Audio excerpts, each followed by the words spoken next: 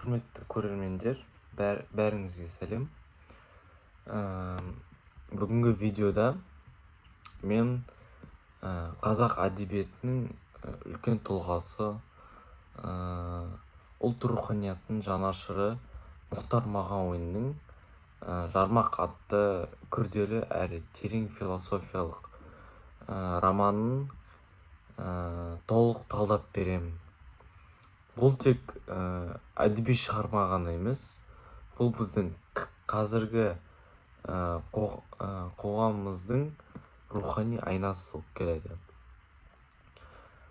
Сондықтан да мен бүгінгі мақсатыма сіздерге романның мазмұнын айтып қана қоймай, оның ең басты идеяларын және де көтерген мәселелерін, кейіпкерлер әлемін, автор көзқарасын, қоғамға айтқан ойларын толық ашып беру жатады. Осы бәрі мен мақсатыма жатады. Жармақ әр қазаққа арналған роман болып келеді.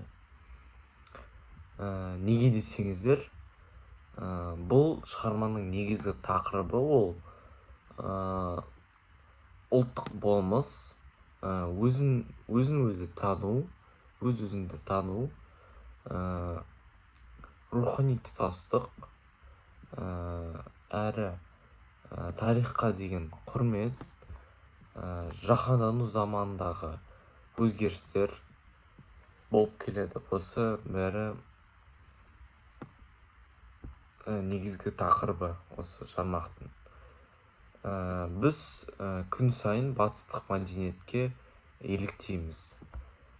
Және де жаңа трендтерге ұмтылып жатқан кезде өз түп тамырымызды ұмытып кетпеуіміз керек деп ойлаймын. Және де осы жармақ романда сол айтылып тұр.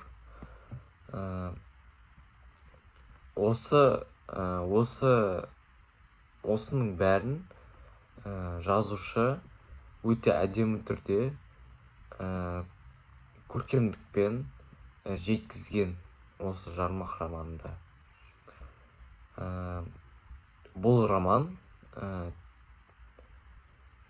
тек қана көркем әдебиет қана емес, бұл қоғамның соңғы 30 жылдағы рухани жағдайының философиялық талдауы болып келеді.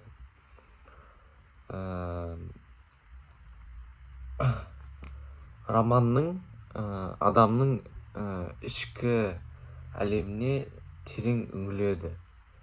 Осы роман адамның ішкі әлеміне терең үңіледі. Әр адам бойында екі түрлі күш бар екені белгілі. Ол жақсы жағы және де жаман жағы, мықты жағы немесе әлсіз жағы, ұлттық жағы және де батысқа еліктегіш жағы деп айтуға болады. Автор негізі бұл екі күшті көркем бейнеге айналдырып, оларды нақты кейіпкерлер ретінде көрсеткен екен осы жармақ романында. Осы романда біздің басты кейіпкеріміз ол Мұрат пен оның екінші мені Жармақ. Осы біздің басты кейіпкерлеріміз. Осы екі образ арқылы жазушы бізге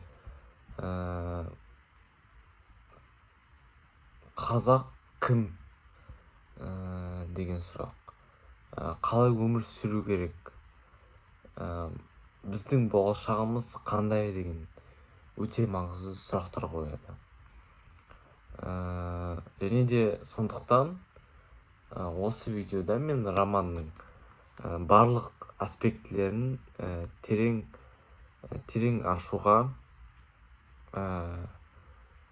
терең ашып берем деген ойдамын. Олай болса, біз видеомызды бастайық. Бірінші бөліміміз сол шығарманың толық мазмұны. Ендеше осы мазмұнын өте егжей-тегжейлі айтып өтейін.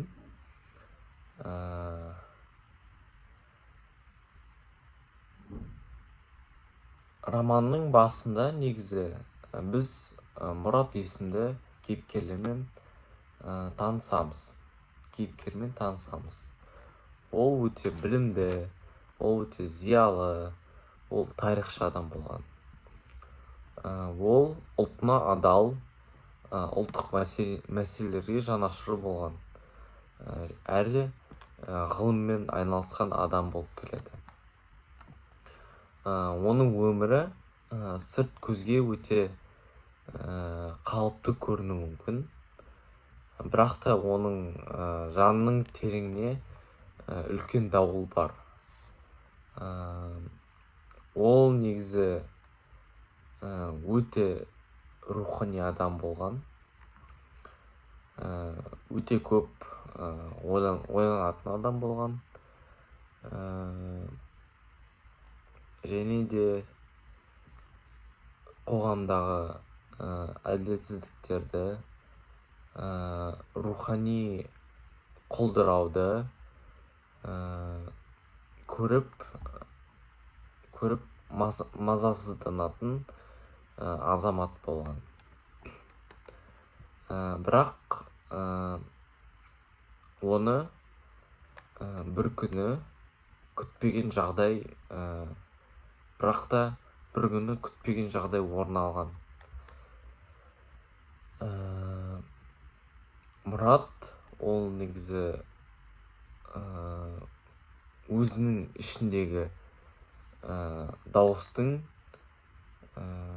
күшейгенін сезеді деп айтуға болады. Ол ойланғыш және өте сезімтал болған адам болғандықтан, оның ойлары кейде тым тереңге кетеді, әрі психологиялық күйзеліске ұшырайды.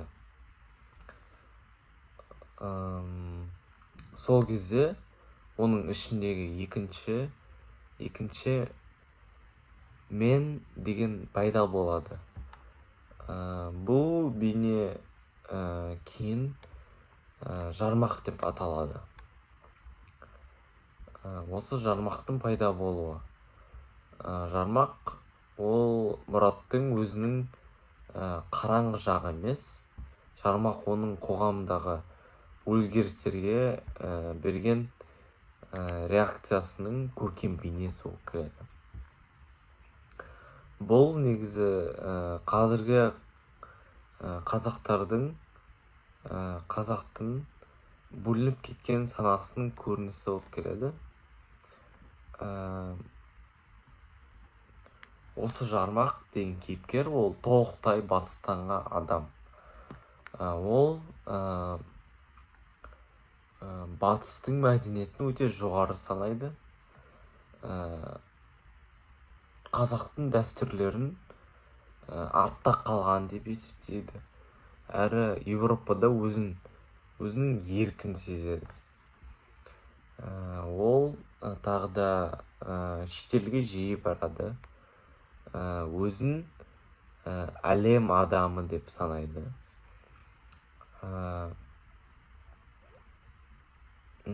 Қазақы ортаға жиі сын айтады.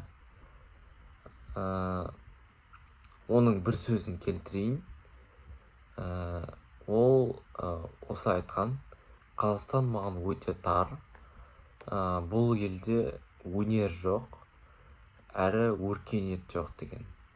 Менің орным бұл Европа деген.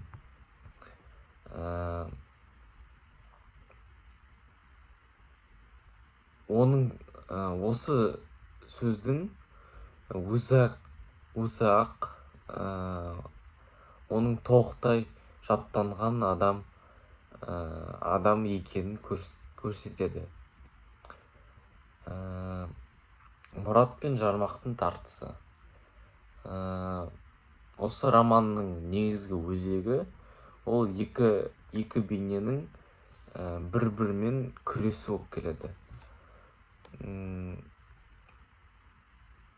Басты кейіпкеріміз Мұрат ол ұлттық болмыстың символы болып келеді. Ал Жармақ керісінше ол жаһанданудың және батыс мәдениетінің символы болып келеді. Олар бір адам болғандықтан бір-біріне мүлдем олар бір адам болғанымен олар бір-біріне мүлдем ұқсамайды. Мұрат Жармақтың айтқан ойларынан жиіркенеді, ал Жармақ Мұратты ескірген, артта қалған деген адам деп санайды. Екіге жарылу қоғамның диагнозы. Осы жазушы Мұхтар Мағауин осы көркем тәсіл арқылы қазіргі қоғамдағы әр адамның ішкі қайшылығын көрсетеді, және де әр адамға екі таңдау тұрады. Осы әр адамда екі таңдау тұрады. Ол не ұлттық болмыс, не батысқа толық еліктеу болып келеді. Осы Мұраттың ішкі әлемдегі бұл тартыс біздің қазіргі қоғамның дәл ахуалы болып келеді.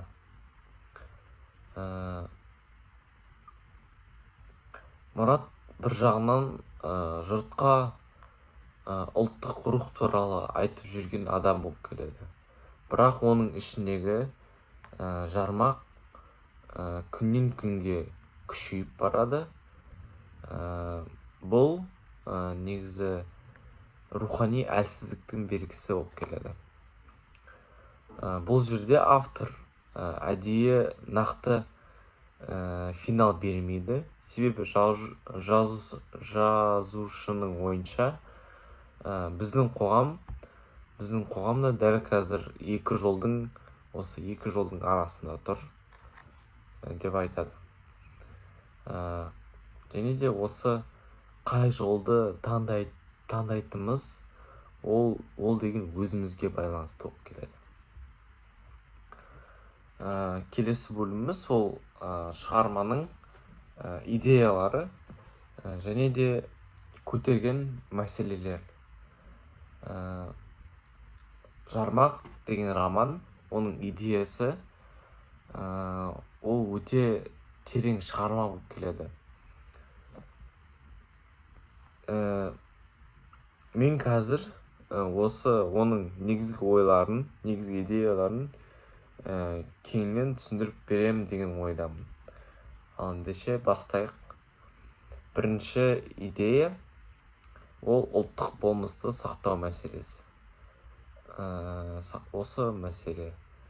Бұл роман негізі ол қазақты қазақ қылып тұрған қасиеттерді сақтауға шақырады. Мұраттың бойында ұлттық рух бар. Мысалы, ол ата-баба тарихын біледі, ол қазақтың шынайы мәдениетін түсінеді, ол қазақ тілінің құндылығын сезінеді. Ал Жармақ болса, оның бәрін барлық осы ұлттық рухты осының бәрін жоққа шығарған. Сондықтан автор бұл екі күштің қайсысы жеңетінін көрсеткісі келеді. келесі негізгі ойымыз ол жаһандану және де ұлтсыздану. Негізінде менің ойымша жаһандану ол жаман нәрсе емес, бірақ осы жаһандану ол адамға таңдау береді. Не артық мәдениетке еліктейсің, не өз болмысыңды сақтап қаласың деген. Осы екі таңдау береді. Және де осы біздің кейіпкерлеріміз Жармақ ол еліктеудің символы, айтып кеткендей, ал Мұрат ол болмысты сақтау символы болып келеді. Келесі идея бұл тарихтан қол үзудің қауіптілігі. Біздің осы жазушымыз ол тарихшы адам. Сондықтан да ол тарихы жоқ халық, осы тарихы жоқ халықтың болашағы жоқ деген ойды бірнеше рет атап өткен. Жармақтың осы тарихқа, өз ұлтының тарихына мүлде қызықпауы, ол қазіргі жастар арасындағы кей тенденцияны дәл болып көрсетеді. Келесі идея ол рухани дағдарыс. Романның басты трагедиясы ол Мұраттың өз ішіндегі екі кейіпкер арасындағы соғыс болып келеді. Бұл біздің қоғамның да ахуалы, қоғамның да трагедиясы. Бүгінгі жастар арасында екі жаққа тартылатындар да өте көп. Өте көп. Келесі идея, негізгі ой, ол тұтынушылық өмір салтына сын. Егер біз Жармақтың өмірінде қарасақ, ол бренд киімдер, шетел сапарлары, атақ, даңқ деген тұрақсыздық, өзін өзі жоғалту сияқты атрибуттар көрінеді. Автор мұндай өмір жақсылыққа апармайтынын меңзейді. Келесі бөлім ол кейіпкерлерді терең талдау. Мұрат ол деген айтып кеткендей, ол рухани адам болып келеді. Мұрат осы басты кейіпкеріміз, ол романның жүрегі болып келеді. Ол қазіргі қазақ зиялысының символы деп ойлаймын.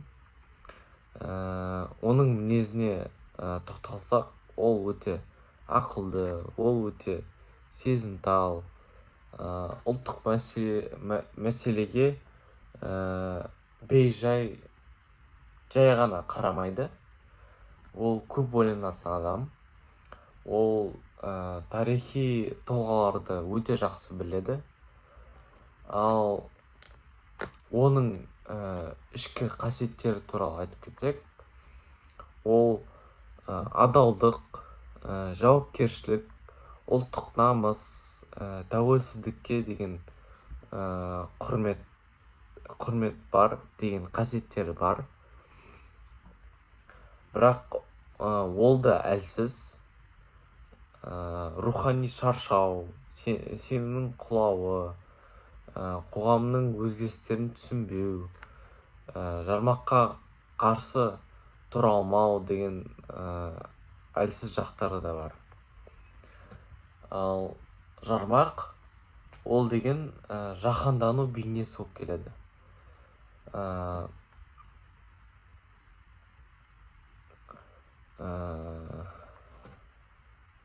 Жармақ бәріміз білетіндей ол Мұраттың қарама-қарсы бейнесі.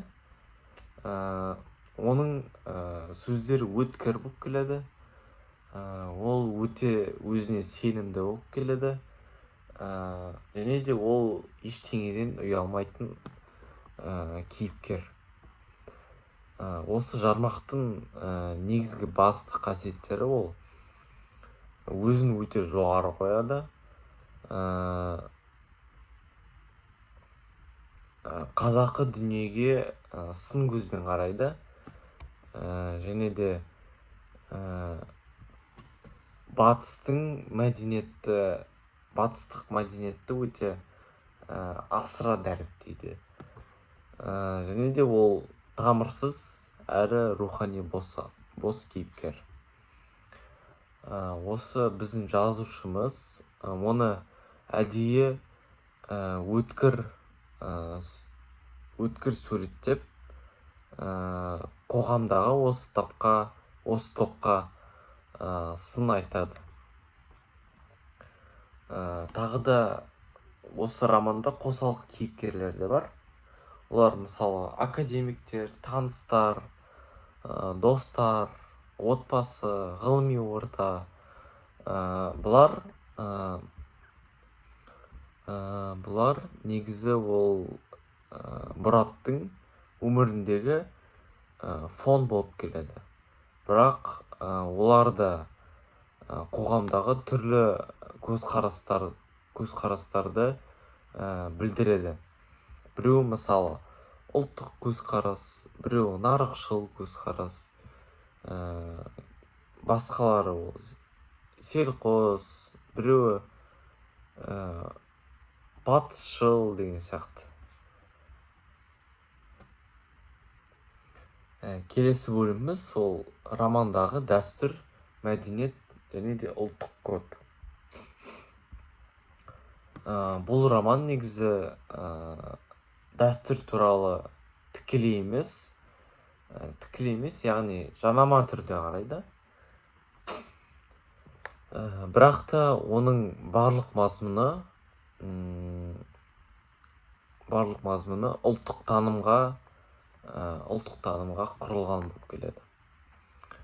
Мысалы, романда туған жер туралы, отаншылық туралы, үлкенге құрмет туралы, қазақтың мінез ерекшелігі, ұлттық тіл, тарихи жады сияқты ұғымдар кеңінен көрініс табады екен. Мұрат басты кейіпкеріміз осы құндылықтарының өкілі болып келеді. Ал Жармақ болса, осы құндылықтарға керісінше қарсы тұрған бейне болып келеді. Айтып кеткендей, автор дәстүрді құр суреттеп қана қоймайды, оның маңызын Мұраттың ойлары арқылы жеткізеді. Келесі бөлім ол шығармадан алынған танымдылық сабақтар. Бұл осы Жармақ романнан алатын рухани сабақтар өте көп деп ойлаймын. Мысалы, мен алған сабақтар ол өз болмысыңды сақтау ең бірінші міндет болып келеді.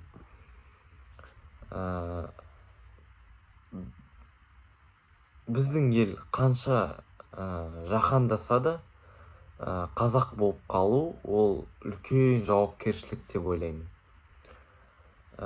Келесі сабақ ол тарих, ол деген біздің тамырымыз болып келеді.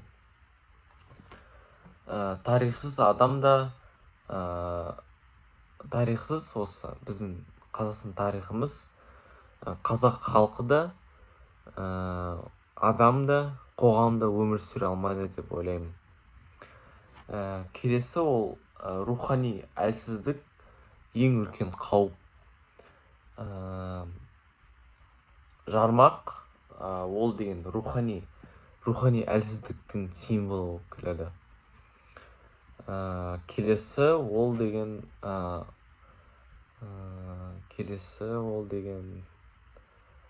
ұлттық сана, ол әр адамның ішіндегі жарық.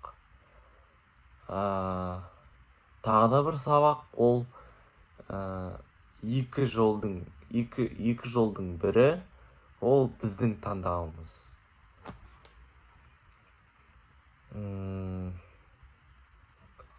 Келесі ол осы романның ішінде мен үш түрлі үзінді мәнерлеп оқып берейін. Біріншісі ол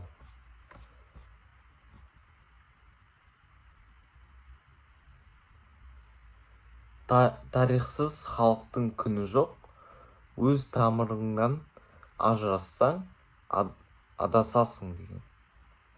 Бұл деген Мұраттың рухани оянуы туралы айтып кетеді.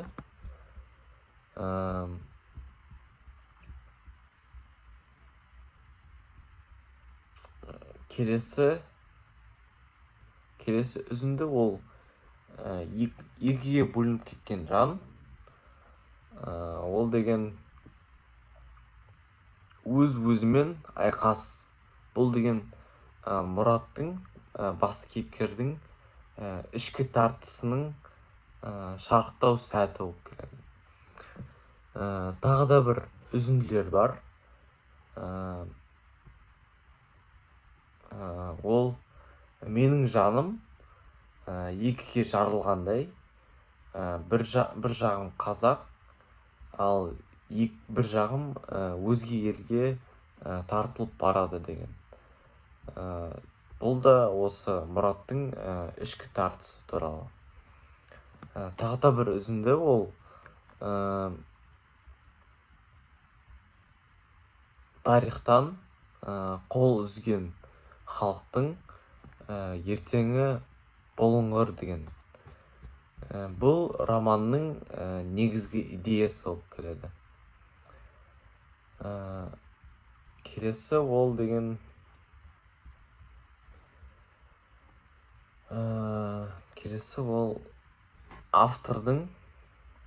автор туралы қысқаша мәлімет. Мұхтар Мағауин, ол негізі ол 1940 жылы туылған Қазақстанда, және де 2025 жылы қайтыс болған, өмірден озған. Ол қазақтың көрнекті жазушысы болып келеді. Ол әрі тарихшы ғалым болған, әрі зерттеуші болған. Оның Аласапыран деген шығарма, Көшқұрым деген шығарма, Қобыз сарыны, Шыңғыс хан деген шығармалары бар. Ол осы Мұхтар Мағауин ағамыз қазақ хандығының дәуірін, тарихи тұлғаларды, ұлттық рух пен тіл мәселесін өте терең зерттеген. 20 ғасырдағы аса ірі әдебиет қайраткерінің бірі болып келеді. Осы 2000 жылдары оның Европада да оның шығармалары өте танымал болған. Ал осы мен айтып жатқан жармақ шығармасы, ол негізі алғашқыда Чехия қаласында, Чехия елінде алғаш рет басылған болатын. Және де осы Мұхтар Мағауин атамыз ол ұлттық рухтың символы болған қаламгер болып келеді. Келесі ол деген жеке әсерім және де қорытынды. Осы Жармақ романы менің ойымша ол өте әсерлі, өте терең, адамды ойландыратын шығарма роман деп ойлаймын. Оның осы романды оқу барысында мен өзімнің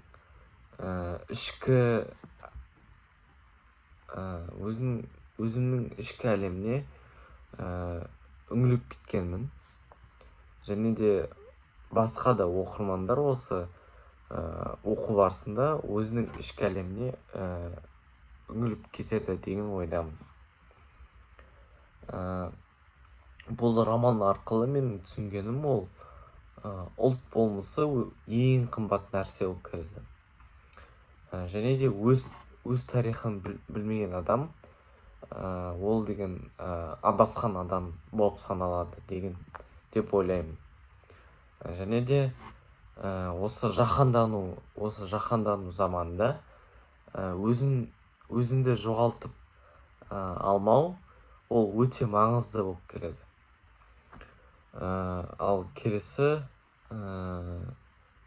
түсінгенім ол өзіңе қарсы тұрған ең үлкен жау ол деген өзіміздің екінші меніміз болуы мүмкін дегенді түсіндім. Және де осы романның соңында автор бізге қазақ өз болмысын сақтаса ғана өмір сүре алады деген ой айтқан екен. Бұл соңы назарларыңызға рахмет. Сау болыңыздар.